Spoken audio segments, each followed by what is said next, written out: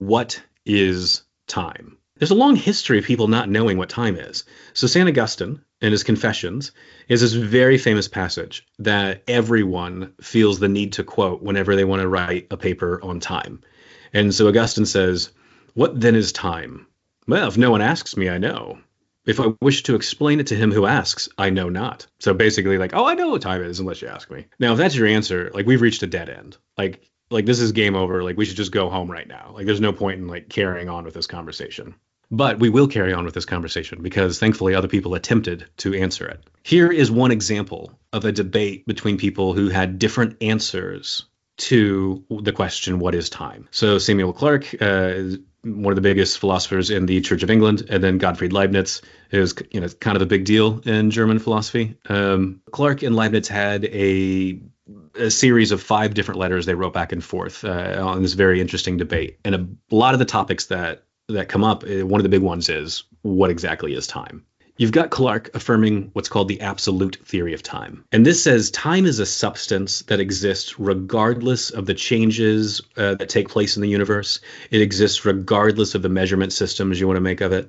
So if you want to like create a clock and try to come up with a measurement system, that's cool. That's fine. Time's just like, oh, I'm just going to keep going on. I don't care what your clocks are up to. I don't care what's going on in the universe. Time exists regardless of any changes or measurements we make of it. So the absolute theory says time's actually a thing that exists.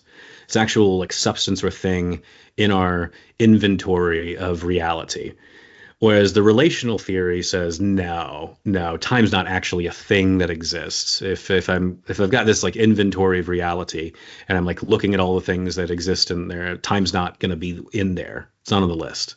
Time is going to be reducible to something else. And so a common kind of claim is like time is it's just a relationship between events. And then another slogan you'll see attached to it is like time exists if and only if change exists.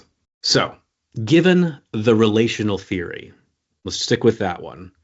How exactly is God responsible for the existence of time? Well, a very popular view that you see with Augustine and lots of others is that God creates time by creating a universe in which change takes place. Because remember, one of the slogans for the relational theory is that time exists if and only if change exists. And so someone like Augustine is going to say, well, okay, fine. God creates time by creating a universe where there's all this change and stuff and junk taking place. So that's how God is responsible for the existence of time. But there's an important question to ask, though.